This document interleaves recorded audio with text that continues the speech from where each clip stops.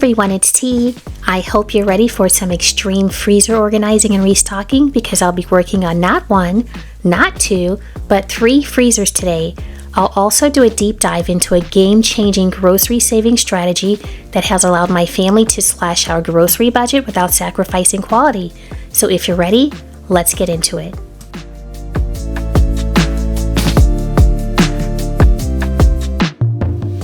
Hey, so I'm coming to you from someplace different. I'm right outside in my backyard in the shed. Today we had a new upright refrigerator or freezer installed. Actually, we had it delivered. My husband and one of his good friends brought it out to the backyard. We had this because the 2 upright freezers that are in the house are, they are typically for vegetables and some freezer meals that I make, but particularly for the freezer beef that we buy. So every year we get, these days we get a side of beef, which is a half a cow. And that's a lot of meat. So it tends to take up the entire freezer so we have 2 freezers in the house, 2 upright freezers, and then of course there's the one attached to the refrigerator in the kitchen. But in the basement we have a 16 cubic foot one in the laundry room. We have a 20 cubic foot upright freezer in the basement, kind of like outside between the offices. And then we have this new one here. This is a 17 cubic foot freezer. So let me take you over here so that you can see what it looks like. It is, as I mentioned, it was just delivered today. It's brand new, so I need to clean it in preparation for picking up tomorrow's freezer beef haul. That is 394 pounds of beef.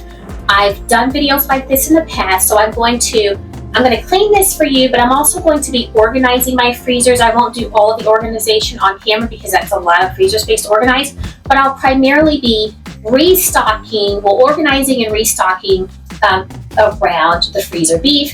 And then toward the end of the video, I'll explain to you exactly why we purchase our beef this way and how cost effective it is, if it's cost effective at all.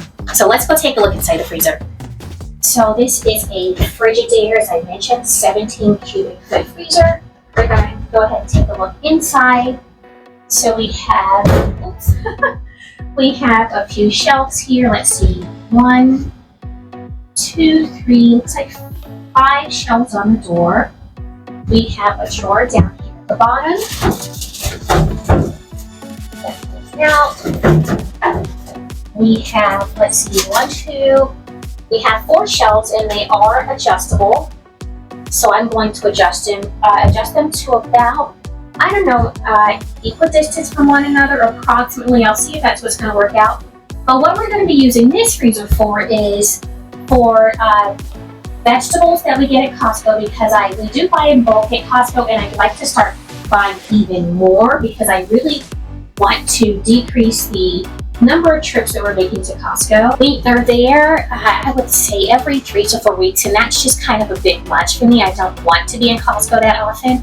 So hopefully with this 3rd upright freezer, we can stock this with vegetables that we get there and other things that we get as well.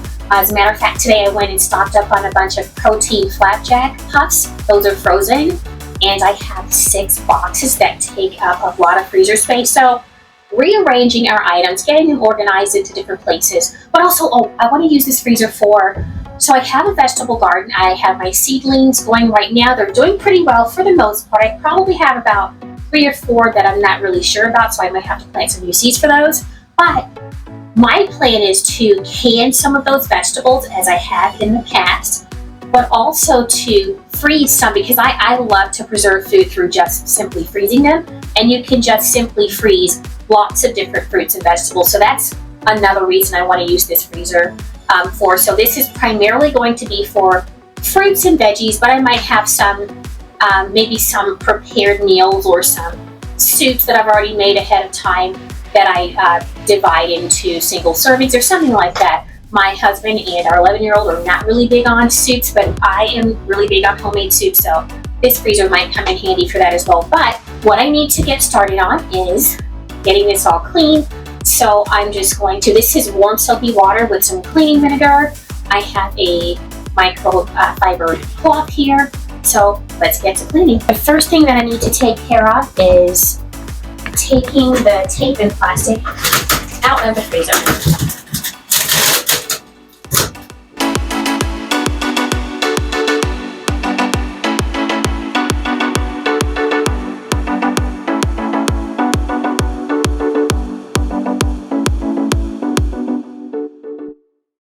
It's literally freezing in here. My hands are ice cold, so they're going to feel great in this warm water.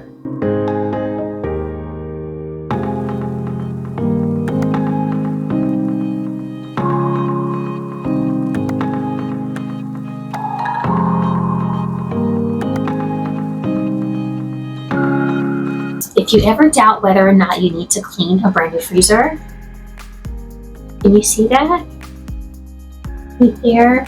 Might be a little bit hard for the camera to pick up, but that's stored in this freezer, so let's keep wiping.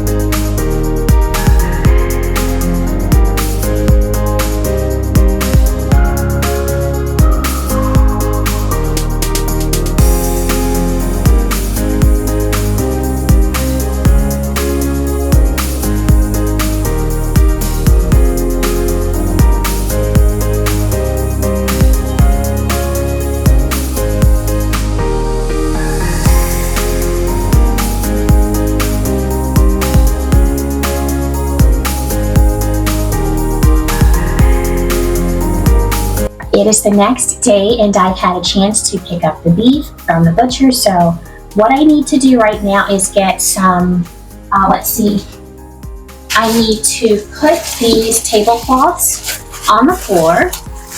I do that so that I can sort the meat before I put it in the freezer, but also food that's in the freezer as I'm organizing it, and I'm just kind of putting it on the floor to see what I have.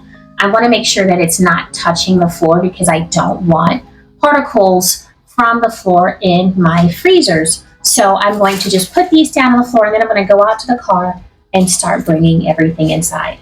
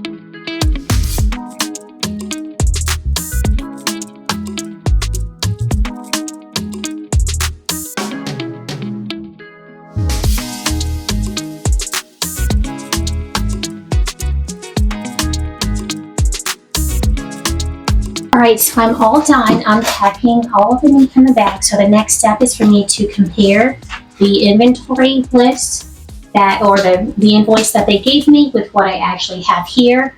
I don't think I've ever found a mistake, but either way, I just want to double check, because when I'm done with that, I actually print an updated inventory list to put on this freezer, and I actually make one for the other freezer as well, where some of the meat from last year's haul is. So I just I thrive on accuracy, so that's what I'm going to go ahead and take care of right now.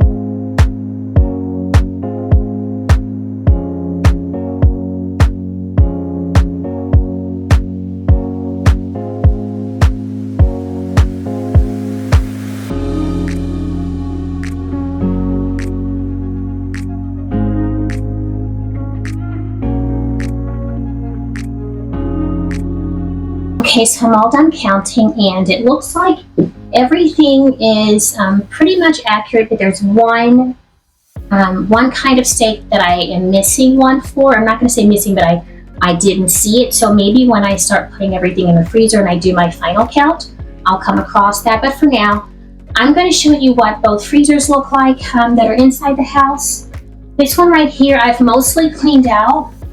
I've done that over the past few days. It took a while because I had to separate some meat that was going to go to our adult kids, put some in the freezer in the laundry room. And there's, as you'll see in a moment, this one is not as empty as I was hoping it would be, but that's okay. I'm going to work around that and then get the laundry room freezer if I still have the energy to do that, because this was so much meat to lug in. This was 394 pounds of meat that I had to lug in from my vehicle downstairs to the basement. This was a lot of work. So, and then I had to take it all out of the bag. So I was touching every single one of those 394 pounds again.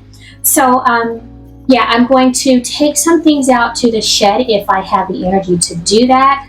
And that'll free up some space in the laundry room freezer for some of this overflow meat. So let me go ahead and show you what the two freezers inside the house look like. All right, so this is the freezer in the one that you can see from the video. The meat up top here, and then there's something on that row there, and then there's a lot of meat right here. That meat is left over from last year's haul. It is still good to eat. In fact, the butcher said that it's good to eat for up to 2 years. So, and right now we're on month, I don't know, about 13 or 14 from last year's haul in the meat. I'm still cooking it, and it's really good. So, but here is what the rest of this part of the freezer looks like. And then over here on the door, we have some items as well. We just made another Costco run, so we have to get a lot more chicken. That's what you see on the door here. And then that's the bottom shelf right here. Our most recent Costco haul. So this is why I was not able to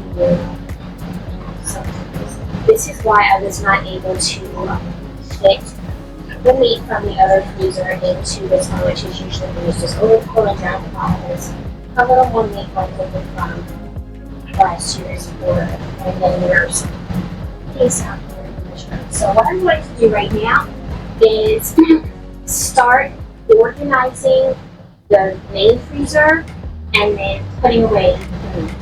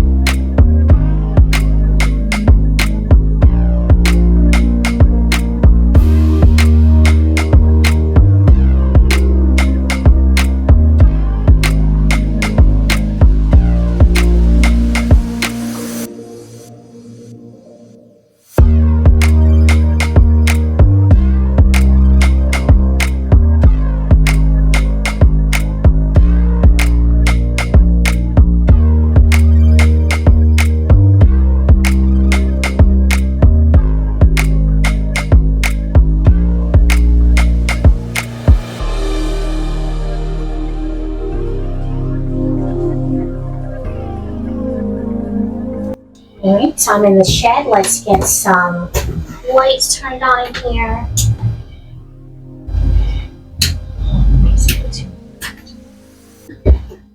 Alright. So these bags here are what I need to put into this freezer. So let's just go ahead and get it done.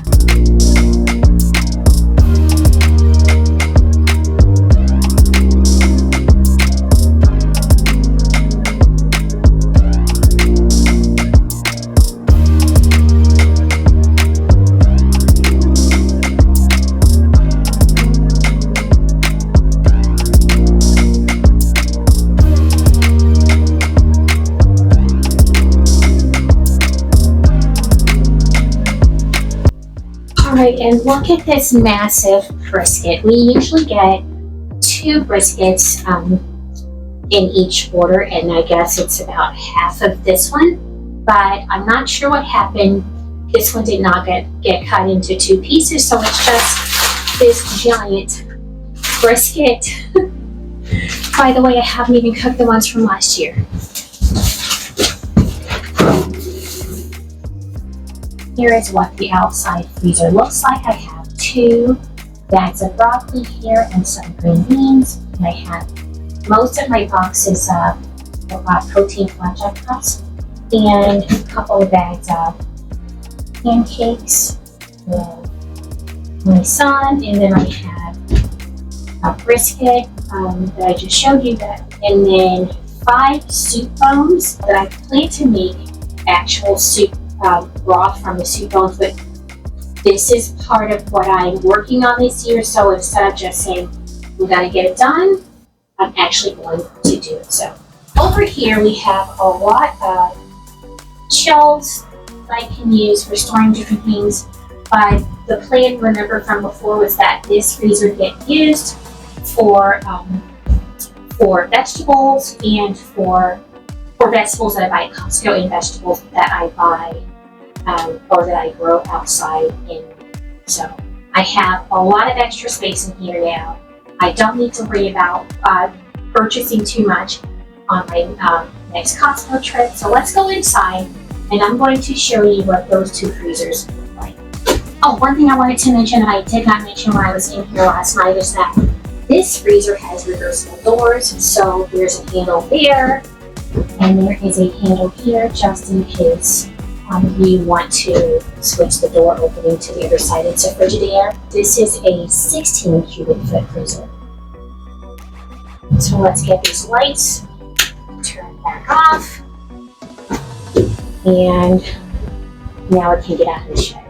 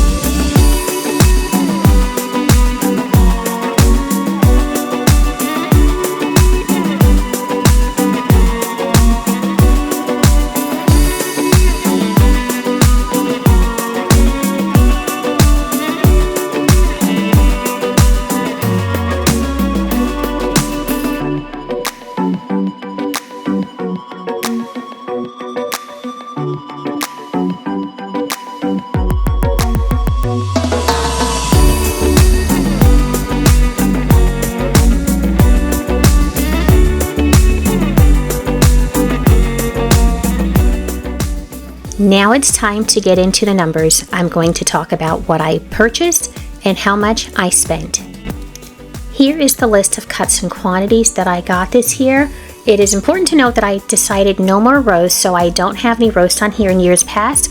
I've had chuck roast, sirloin tip roast, rump roast, and I think there's one other one, but I find that I don't cook those as often as I cook other things, so I increased the number of pounds of ground beef that we got, but we'll just start at the top. So with the boneless stew, I received 31 pound packages of that. I use boneless stew for kebabs, beef stew, and various Asian inspired dishes. I was surprised to see that I received 2 round steaks because I did tell the butcher that I wanted none, and that's because we received 10 last year and I only used 2, so I was hoping to get more ground beef, but as you can see, I received 2 round steaks, so I'll try to incorporate those into this year's meal plans. As you saw earlier in the video, I received 1 large brisket. Normally it is cut into 2 different portions, but this time it was not cut, so I have 1 giant brisket. I increased the numbers of packages of burgers that we received from 7 to 10. There are 20 in each pack, and I plan on incorporating a lot of burgers into our summertime meals. We received 6 2-packs of filet mignon. Last year we received 7, not too bad. I was really hoping to get 7, but 6 is not bad. 1 flank steak, which we do get every year. I mentioned earlier that we increased our ground beef by getting rid of some different cuts that we don't use often. So we increased our ground beef this year from, I believe, 57 pounds last year to 81 pounds this year. We also received 10 2-packs of New York strip steak, 7 2-packs of ribeye. We had 8 last year. The round steak we already talked about. 9 2-packs of sirloin strip, and 5 soup bones. Now I want to talk about how many pounds my side of beef was. So the hanging weight was 394 pounds. You own every bit of your half a cow, and so I owned every bit of that 394 pounds, but I opted out of quite a bit of it. So I decided to forego all of the organs and other parts of the cow that I just did not want. So what you see here is based on the entire hanging weight, because that's how you're charged. You're charged based on the hanging weight, not what you take home with you. After that, I decided to get more burgers this year. My butcher charges not a whole lot of money, but they charge a few dollars to make burger patties for you. So this year, because I received 10 20-packs of burgers, the amount that they charged me to do that was $42.50. They charged $50 to slaughter the cow. They charged $354.60 to process the beef, and processing on their end means they prepare your beef to order. So in my case, when I received an email from the farmer telling me that my beef was taken over to the meat processor, I called the meat processor and went over what cuts of beef I wanted. They will process it however you want. So if I said I wanted every bit of it to be ground beef, they would have done exactly that. So every year I'm able to get a custom order, and that's part of what the processing fee includes. It also includes disposal of the parts that I don't want. The total amount that I paid to the butcher was $447.10. The next line item is what I paid to the farmer. That was $1,379. That was paid to the farmer because he grew a half a cow on our behalf, and he also transported it to the butcher when it was ready. The total amount that we spent on beef this year, including what we paid to the butcher and farmer, was $1,826.10. The next spreadsheet is a breakout of the price per pound with Amazon Fresh, Kroger, and Meijer. Meijer is a regional grocery chain here in the Midwest. And also a column for the farmer plus butcher. So I chose 4 common steak cuts plus ground beef. I chose the 80-20 variety for ground beef, but I also chose store brand prices when I decided to price out items for each store. So as you can see on the first line for brisket, Amazon Fresh was $6.99 per pound. It was not listed on Kroger.com for my area, and it was $8.99 per pound at Meijer. The farmer plus butcher fee was $4.63 per pound. Next on the list is filet mignon. It was $47.97 per pound at Amazon Fresh. Again, Kroger did not have it available on their site, at least not in my area. And at Meijer, it was $26.99 per pound, with the farmer plus butcher fee being $4.63. Next on the list is flank steak. At Amazon Fresh, it was $12.99 per pound. Kroger was $9.99 per pound. Meijer was $11.99 per pound, and you guessed it, the farmer plus butcher fee was $4.63 per pound. The ground beef 80/20 variety was $5.99 per pound at Amazon Fresh, $6.49 at Kroger, $4.79 at Meijer, and $4.63 with the butcher plus farmer fee. And the ribeye steak was $17.99 per pound at Amazon Fresh and Kroger. It was only $13.99 per pound at Meijer, and again it was $4.63 with the butcher plus farmer fees. Last year's Farm Direct prices for everything ended up being $4.77 per pound, so I have a savings this year of 14 cents per pound. One thing that you'll notice from this list is that regardless of the cut of beef that I received, it was all priced the same. So whether I received all of it as ground beef, I was going to pay $4.63 per pound, or if I received all of the different cuts that you see here, it was still $4.63 per pound. Try doing that at the grocery store or even a local meat shop. It's not going to happen. Next, I want to talk to you about the benefits of buying freezer meat. It is produced locally, so you know exactly where your meat came from. It is cheaper than grocery stores, local butchers, and member warehouses. It makes meal planning easy. It is a higher quality meat. You do not have to worry about recalls, and it simply tastes better. So about the no worries about recalls, when I picked up my beef, I had a chance to talk to someone at the meat processor, and I was just telling her that I make sure that I inform people who seem interested that freezer beef is a thing. And I told her that one of the biggest benefits is that I don't ever have to worry about recalls. And she said, "Do you know why recalls are such a big issue?" And I said, "Not necessarily." And she said that in the mass-produced places, they will process meat from many different suppliers without cleaning the materials between processing. So when there is something discovered, say E. coli, they don't know which farm necessarily it came from, so they will recall everything that was processed in that plant. At my local butcher or my local meat processing place, they clean all of the equipment between orders. So they will not process my order without cleaning all of the equipment from an order processed before. If you ever have the opportunity to purchase freezer beef, I say go for it. So how do you buy freezer beef? I would say start by asking friends and family if they would like to share an order with you, and that's if you don't want to have a whole portion to yourself for budgetary reasons or just space constraints. Decide what portion of cattle you want to purchase. Most farmers will offer to sell a quarter, a half, or a whole. I had a farmer in the past who ordered a third, so that is a thing, but it's just not that common. Use a search engine to look for freezer beef and just be sure to add your city, or you could even do freezer beef near me. Be wary of the butcher shops because they will also advertise theirs as freezer beef, but they are not going to charge you the flat rate like you saw earlier in one of my spreadsheets.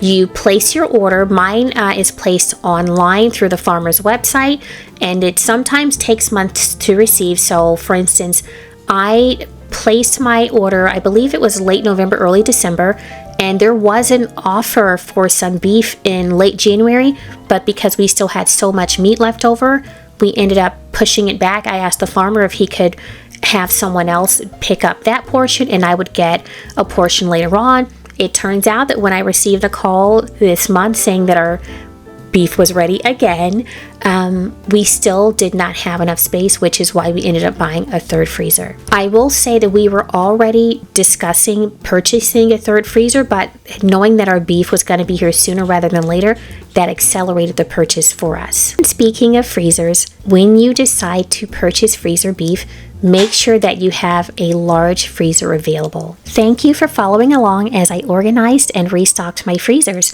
I hope that you found the information on freezer beef helpful and are inspired to try it yourself. Leave a comment if you have questions and don't forget to subscribe. If you are already a believer in freezer beef, please leave a comment and let me know how much you pay per pound, what region of the country you're in, and your favorite cut of beef. Until the next time, stay blessed.